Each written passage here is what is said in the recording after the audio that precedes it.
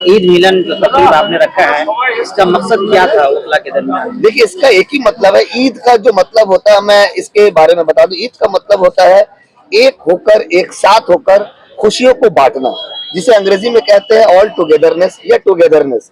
और Islamic concept के हिसाब से शुक्रवार यानी कि फ्राइडे वो वीकली ईद होता है, तो इस दिन को भी हमने चुना। और दो ईद गुजर चुका है, तो उस ईद को इस ईद से जोड़कर तमाम लोगों के बीच में जो इकाई है उसको लाने की कोशिश की हमने। এরকম কি কলকাতা হাইকোর্টে শোনা যাচ্ছে যে দুটো গোষ্ঠী এরকম কি কোনো ব্যাপার, বা সেই কারণে কি আপনারা এই এত বড় একটা উদ্যোগ নিয়েছেন? এইসব কথা আপনি যে শুনছেন বা আপনার কানে এইসব কথা বলে যে আসছে, কোনো চুক্তি নেই। কেন? মানবিকতা থেকে কোনো কিচ্ছু বড় হয় না।